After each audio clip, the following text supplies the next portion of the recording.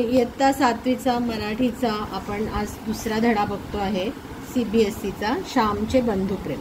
श्यामची आई हे अतिशय फेमस पुस्तक आहे मराठीतलं आणि त्याच्यामध्ये साने गुरुजींनी आपले स्वतःची जीवनगाथा लिहिलेली आहे. त्याच्यातला हा एक कथा ह्याच्यामध्ये आलेली आहे, श्यामचे बंधुप्रेम. तर वाचूया आता आपण. मे महिन्याची सुट्टी संपून मी परत दापोलीस शिकावयास गेलो. शाळा सुरू झाली, पावसाळाही सुरू झाला. तप्त जमिनीला मेघ शांत होऊ लागले. तप्त जमिनीला मेघ शांत होऊ लागले याचा अर्थ काय की पाऊस पडल्यामुळे पावसाच्या आधी ग्रीष्माचा उन्हाळा असतो आणि त्याच्यानंतर जेव्हा त्याच्यावर पाणी पडतं तेव्हा जमीन कशी होते, थंड होते. तापलेल्या जमिनीवर पाणी पडे व कसा सुंदर वास सुटे. नवीनच पाऊस जेव्हा सुरू होतो तेव्हा मातीचा एक रम्य सुंदर वास सुटत असतो. गंधवती पृथ्वी या वचनाची त्यावेळेस आठवण येते. फुलाफळात जो रस, जो गंध असतो, एक प्रकारचा स्वाद असतो, तो पृथ्वीच्याच पोटातला. म्हणजे काय, साने गुरुजींचं जे रायटिंग होतं ते कसं होतं, एकदम अलंकारिक भाषा होती. म्हणजे जेव्हा ते दापोलीत शिकायला होते पहिल्याच्या ह्याच्यामध्ये कसं मुलांना शिक्षणासाठी त्यांच्या छोट्या खेडेगावामध्ये शाळा नसायच्या, मग शिक्षणासाठी त्यांना पुढच्या शिक्षणासाठी लांब राहायला लागायचं आणि बरं येताना चालत यायला लागायचं. काय आजच्यासारखे गाडी घोडे बसच नव्हता, त्यामुळे सगळा प्रवास चालत करायला लागायचा. तर तेव्हा तो जेव्हा चालत येत असतो, मे महिन्याची सुट्टी संपल्यानंतर परत दापोलीत शिकायला परत जात असतो, तेव्हा म्हणजे सुट्टी संपली आणि शाळेत चाललंय तेव्हाचं जे वर्णन आहे ते त्यांनी केलं आहे. घरून दापोलीस येताना यावेळेस मी एक निश्चय करून आलो होतो. निश्चय करणं म्हणजे काय की काही गोष्ट ठरवणं की ही गोष्ट मी करणारच. म्हणजे घरून दापोलीस येताना मी यावेळेस एक निश्चय करून आलो होतो. सुट्टीत घरी असताना एके दिवशी लहान भाऊ नवीन सदऱ्यासाठी हट्ट धरून बसला. म्हणजे काय झालं, सुट्टीमध्ये घरी असताना लहान भावाला सदरा हवा होता. त्यावेळेस त्याची समजूत घालताना आई म्हणाली, तुझे अण्णा दादा मोठे होतील, रोजगारी होतील, मग तुला 6 महिन्यांनी नवीन सदरा शिवतील. आता नको हो हट्ट धरू. रोजगारी होतील म्हणजे काय, नोकरीला लागतील. म्हणजे काय, आता आपल्याला असं वाटेल आत्ताच्या जमान्यामध्ये हे एवढं रिलेव्हंट वाटणार नाही की एका सदऱ्यासाठी काय आहे, आपण आजकाल उठतो आणि जातो आणि नवीन कपडे घेऊन येतो. पण पहिलेच्या वेळेस असं नव्हतं, गरिबी होती. आणि श्यामची जी पार्श्वभूमी आहे त्याच्यामध्ये काय दाखवलं आहे, श्यामचं जी घरची परिस्थिती आहे ती एवढी चांगली नव्हती, त्याच्यामुळे त्या भावाकडे नवीन कपडे नसायचे. ओके. आणि अण्णादादा म्हणजे त्याचे मोठे भाऊ. मित्रांनो, माझ्या लहानपणी कपड्यांचे बंड फार माजले नव्हते. आम्हाला कोट तर माहीतच नव्हता. कित्येकदा सदराही 1-2 वर्षांनी नवीन मिळायचा. थंडीच्या दिवसात धोतर चौघडी करून गळ्याशी बांधून शाळेत जायचे. मफलर नव्हते, जॅकेट नव्हती, गरम कोट नव्हते. माझ्या धाकट्या भावाचा सदरा फाटला होता. आईने त्याला 2-3 गाबड्या लावल्या होत्या. गाबड्या लावल्या तर म्हणजे काय, ठिगळं लावली होती. आपल्या भावास नवीन कपडा शिवून न्यावायचा असे मी ठरवून आलो होतो, परंतु पैसे कुठून आणायचे. बघ, म्हणजे त्याने स्वतःसाठी विचार केला का, दुसऱ्यांसाठी विचार करण्याची वृत्ती, म्हणजे असे चांगले संस्कार त्याला त्याच्या आईवडिलांनी दिले आहेत, त्याच्यामुळे तो दुसऱ्यांचा विचार करतो. माझे वडील कोर्ट कचेरीच्या कामास दापोलीस येत. वडील दापोलीस आले म्हणजे आणा 2 आणे मला खाऊला म्हणून देऊन जायचे. आता आणा 2 आणे म्हणजे काय, आता ही करन्सी नाही आहे. पहिले जुन्या इंडियामध्ये काय करन्सी असायची, आणा 2 आणे, पावकी, दीडकी अशी सगळी करन्सी होती. आता आपण रुपया वापरतो, बरोबर. खाऊच्या पैशातील 1 पैसाही खाऊमध्ये न खर्चण्याचे मी ठरवले. म्हणजे किती कौतुक आहे. खरं तर श्याम लहान मुलगा आहे, बरोबर. लहान मुलाला पैसे दिले तर आपण कसं हरकून जाऊ, मी चॉकलेट घेतो, गोळ्या घेतो, काहीतरी घेतो असं वाटेल की नाही. पण त्याने तरीसुद्धा त्याग केला.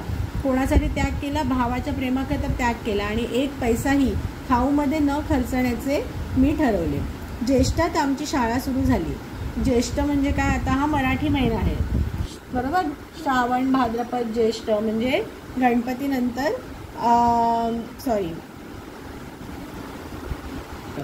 चैत्र, वैशाख, ज्येष्ठ म्हणजे ज्येष्ठानंतर मग श्रावण, भाद्रपद. म्हणजे काय ते लिहिले की गणेश चतुर्थीला 3 महिने होते. तेवढ्या महिन्यात या खाऊच्या पैशांचा रुपयाभर जमला असता. म्हणजे त्यावेळेला 1 रुपया पण किती मोठा होता, म्हणजे काय करन्सीची व्हॅल्यू जास्त होती. आता सध्या 1 रुपयामध्ये आपल्याला साधं एक चॉकलेट पण येत नाही. चॉकलेटसुद्धा आता छोट्यात छोटे 2-3 रुपयाला झाले, बरोबर. म्हणजे काय झालं, पैशांची जी आहे ती व्हॅल्यू आता कमी होत चालली. पण त्यावेळेला 1 रुपयामध्ये बरंच काय काय येत असत. तेवढ्या गणेश चतुर्थीस धाकट्या भावास कोट किंवा सदरा शिवून न्यायचा असे मी मनात निश्चित केले. ध्येयावर डोळे होते.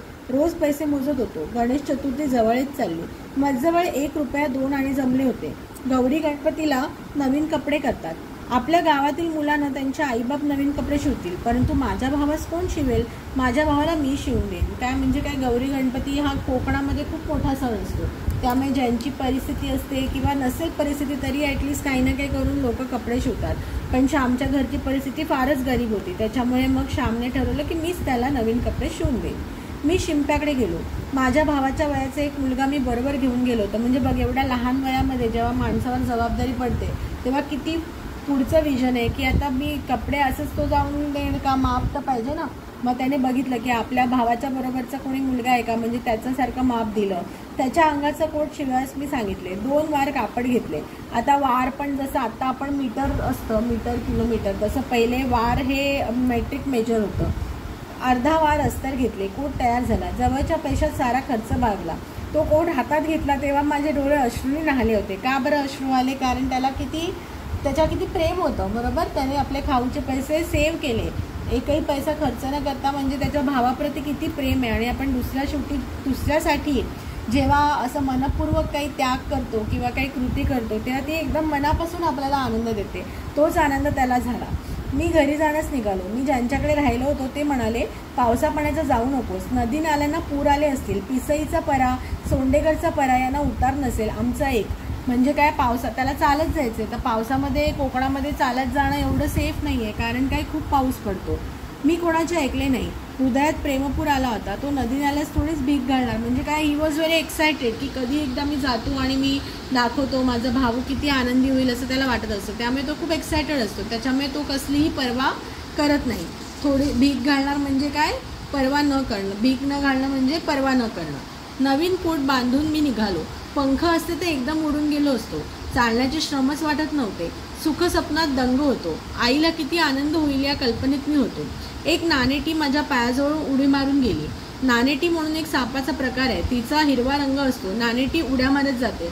म्हणजे काय, तो इतका आनंदात होता जसं आपण खूप खुश असलो की कसं आपल्याला कुठले श्रम वाटत नाहीत. खेळताना मुलांना श्रम वाटतात का?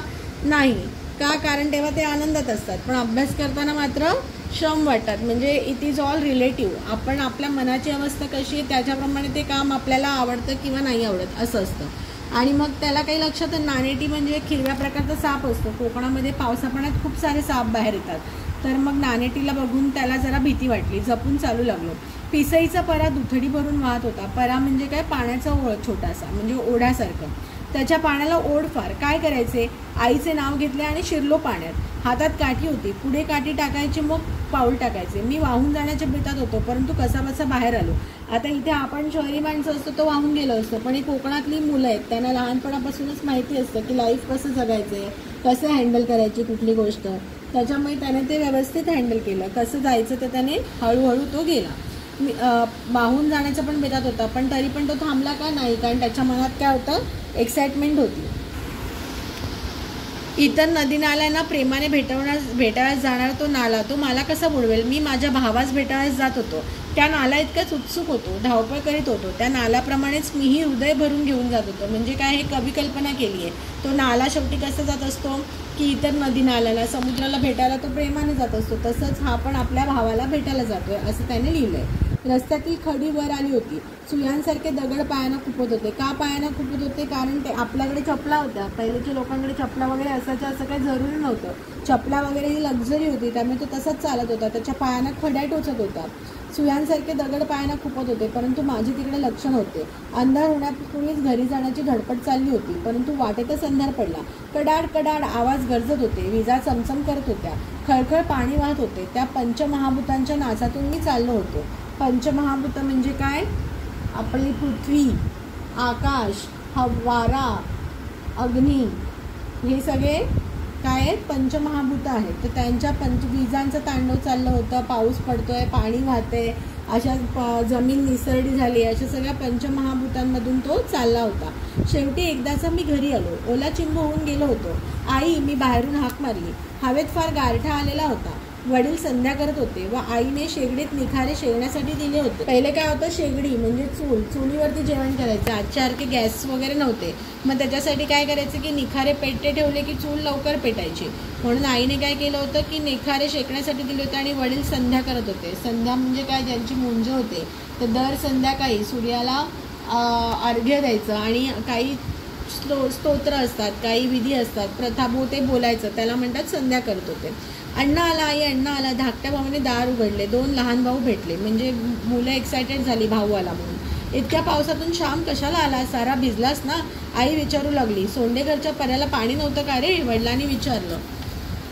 हो, परंतु मी आलो कसं तरी, मी म्हटलं. त्या दिवशी एक बाई वाहून गेली त्यातून. वडील म्हणाले, बरं ते कपडे काढ आणि कडक पाण्याने आंघोळ कर बरं, कारण थंडी वाजत होती ना. मी आंघोळीस गेलो. धाकट्या भावाने माझे लहानसे गाठोडे सोडले. लहान मुलांना सवयच असते, त्यांना वाटत असते की काहीतरी आपल्यासाठी आणलेले असेल. परंतु मी माझ्या भावंडास काय आणणार, कोणता खाऊ आणणार, कोणते खेळणे आणणार, कोणते रंगीत चित्रांचे पुस्तक देणार. मी गरीब होतो, परंतु माझ्या भावास त्या गाठोड्यात काहीतरी सापडले. त्यात कोट सापडला, नवीन कोट. तो कोट नव्हता, ते हृदय होते, ते प्रेम होते, ती आईची फलद्रूप झालेली शिकवण होती. म्हणजे काय, आईची फलद्रूप झालेली शिकवण म्हणजे काय, प्रत्येक आई वडील आपल्या मुलांना चांगले संस्कारच देत असतात, आपल्या वागण्यातून किंवा बोलण्यातून किंवा सांगण्यातून. पण सगळीच मुलं ते घेतील असं पण नाही ना. पण श्यामला मात्र ते कळलं होतं की आपण दुसऱ्यांसाठी कसं कष्ट करायचे, बंधुप्रेम कसं निभवायचं. म्हणून त्याने काय म्हटलंय की त्याच्यामध्ये काय होतं, ते जसं काही तो कोट नव्हता, ते प्रेम भरलेलं हृदय होतं. अण्णा, हा लहानसा कोट कोणाचा, हा नवीन कोट कोणाला रे. धाकटा भाऊ कोट घेऊन मजजवळ येऊन विचारू लागला. मग सांगेन, घरात घेऊन जा, मी म्हटलं. आई, हा बघ कोट, हा काही अण्णाच्या अंगाचा नाही, हा मला आणलाय हो आई. धाकटा भाऊ आईला विचारू लागला. आईने कोरडे धोतर दिले. मी चुलीजवळ शेकत बसलो. आई म्हणाली, श्याम, हा कोणाचा कोट, मोरू जोशांकडे कार्य द्यावायचा आहे, कापातल्या मुकाने पाठवायला असेल. वडील म्हणाले, नाही, हा मी पुरुषोत्तमसाठी शिवून आणला आहे. पुरुषोत्तम म्हणजे त्याच्या लहान भावाचं नाव काय आहे, पुरुषोत्तम. म्हणजे वडिलांना काय वाटलं की आई वडिलांना ही कल्पनाच नाही ना की मुलगा एवढे पैसे सेव्ह करेल आणि आणेल, आणि ते गरीब होते, त्यांच्याकडे काय पैसे नव्हते. त्यामुळे त्यांना वाटलं की कोणीतरी कोणाला तरी देण्यासाठी वगैरे आणला असेल. कापातल्या म्हणजे काय, दापोलीला काप म्हणायचे, म्हणजे कापातल्या असं म्हणायचे, किंवा म्हणजे एखादी पर्टिक्युलर अळी त्याला म्हणायचे कापातल्या. तर मग तो म्हणतो की नाही, मी तर भावासाठी आणले. पैसे रे कुठले, कोणाचे कर्ज काढलेस का फीचे दवडलेस, वडिलांनी विचारले. मग वडिलांना भीती वाटली की अरे, आपल्या मुलांकडे एवढे पैसे कसे आले. मग असं पण जर न कमावत्या मुलाकडे जास्त पैसे आले तरी आई वडिलांना भीती वाटते की अरे, माझा मुलगा वाईट मार्गाला लागला का, काय चूक करतोय का, त्यांचं मन कातरतं. म्हणून त्याने विचारलं, कोणाच्या पैशांना तर नाही ना हात लावलास, आईने कातर स्वरात विचारलं. म्हणजे त्यांना शंका यायला लागली, त्यांना भीती वाटली. आई, मी ना कर्ज काढले, चोरलेही नाहीत आणि फीचेही खर्च नाही केले. मग श्याम काय म्हणला, नाही ना मी कर्ज काढले, ना मी फीचे पैशाचे घेतलं, ना मी चोरी केली. मग उधार शिवून आणलायस का श्याम, वडिलांनी विचारले. कारण काय, म्हणजे आधी बघ, ही आई वडिलांची शिस्त आहे की आणला, चला ना, कसा काय आणला असेल, आपल्याला काय करायचं असं नाही आहे. आपली मुलांना चांगले संस्कार आहे की नाही हे ते पारखून घेत आहेत, आपले संस्कार फलद्रूप झालेत की नाही हे पारखून घेत आहेत. भाऊ, तुम्ही मला खाऊला आणाधोराने देत असा, ते मी जमवले, गेल्या 2-3 महिन्यांचे सारे जमवले, त्यातून हा कोट शिवून आणला. वा, म्हणजे हे सांगायला त्याला किती कृतार्थ वाटलं असेल आणि आई वडिलांना पण किती कौतुक वाटलं असेल. आई म्हणत असे, तुझे अण्णा दादा मोठे होतील, मग पुरुषोत्तमला नवीन शिवतील कोट. मग मी मनात ठरवले होते की येताना त्याच्यासाठी नवीन कोट आणायचा. पुरुषोत्तम, बघ तुला होतो का, मी म्हटलं. ओके, म्हणजे किती छान तो सांगतोय. अण्णा, हा बघ छान होतो आहे आणि आतलाही किस्सा, आता माझी पेन्सिल हरवणार नाही. आई बघ, पुरुषोत्तम आईला दाखवू लागला. म्हणजे तो काय झाला, तो भाऊ एकदम खुश झाला. मी सांगितलेली हकीकत ऐकून आईला गहिवर आला. गहिवर येणं म्हणजे काय की आईचं मन भरून आलं, तिला रडू यायला लागलं. ती म्हणाली, श्याम, तू वयाने मोठा नाहीस. म्हणजे काय, श्याम काही फार मोठा नव्हता, जेव्हा शिकायला गेला होता 5वीमध्येच तो शिकायला गेला होता बाहेरच्या याने. पैशाने मोठा नाहीस म्हणजे कमवायला लागला आहेस का, नाही. शिकून मोठा नाहीस म्हणजे जस्ट शिकतोय, अजून शिकण्याने काही पंडित नाही झाला, परंतु मनाने मात्र मोठा आजच झालास. ओके, किती आईची किती सुंदर शाबासकी, किती सुंदर बोल आहेत. आईने फक्त कोरडं कौतुक नाही केला, हा वा वा छान छान असं नाही. तिने त्याला दाखवून दिलं की तू कुठे तू काय तू चांगलं काम केलंयस आणि कसं तू अचीव केलंयस, ते पण मुलांना दाखवून देणे आईवडिलांचं काम असतं, बरोबर. म्हणजे श्यामच्या मनाचा किती मोठेपण आहे हे आईने त्याला दाखवून दिलं. हेच प्रेम बाळानो पुढेही ठेवा. या प्रेमावर कोणाची दृष्टी नको पडायला. दृष्टी नको पडायला म्हणजे काय, कोणाची दृष्टी नको लागायला. वडिलांनीही माझ्या पाठीवरून हात फिरवला. ते बोलले नाहीत, त्या हात फिरवल्यानंतर सारे बोलणे होते, साऱ्या स्मृती होत्या. म्हणजे काय की आपलं मूल जेव्हा चांगलं वागतं तेव्हा आई वडिलांना किती कृतार्थपणा वाटतो, किती छान वाटतं. म्हणून प्रत्येक मुलांनी आपल्या आई वडिलांना we should make proud our mother and father. बरोबर, ते किती आपल्यासाठी काय काय करत असतात. सो अशा प्रकारे ही सुंदर अशी श्यामची गोष्ट आहे, ज्याच्यामध्ये कोकणातली संस्कृती डोकावते आणि श्यामचे आई वडील कसे श्यामला संस्कार देत होते ते आपल्याला कळतात. मग त्याच्यातले शब्दार्थ काय, स्वाद म्हणजे चव, रोजगारी होणे म्हणजे नोकरी लागणे, गाबड्या म्हणजे ठिगळ, डोळे अश्रून राहणे म्हणजे काय, डोळ्यातून अश्रू येणे, परा म्हणजे काय, ओढा, दुथडी भरून वाहणे म्हणजे पूर्ण भरून वाहणे, पंचमहाभूते पृथ्वी जल अग्नी वायू आकाश, फलद्रूप म्हणजे फळाला येणे, दवडणे म्हणजे वाया घालवणे आणि स्मृती म्हणजे आठवणी. तर असा हा सुंदर धडा आहे श्यामच्या आईचा. आपण याचे वेगवेगळे शब्दार्थ, समानार्थी, विरुद्धार्थी काय असतील, एक वचन अनेक वचन कशा कशामध्ये येऊ शकतील, क्वेश्चन आन्सर काय, याच्यासाठी आपण वेगळा व्हिडिओ बनवूया. इथे आपण हा धड्याचं एक्सप्लेनेशन केलं आहे. तर अशा प्रकारे साने गुरुजींनी सुंदर ओघवत्या शैलीत लिहिलेला श्यामच्या बंधुप्रेम हा सुंदर धडा आहे. तुम्हाला आमचे व्हिडिओ जर आवडत असतील तर आमच्या चॅनलला लाईक, सबस्क्राईब आणि शेअर नक्की करा.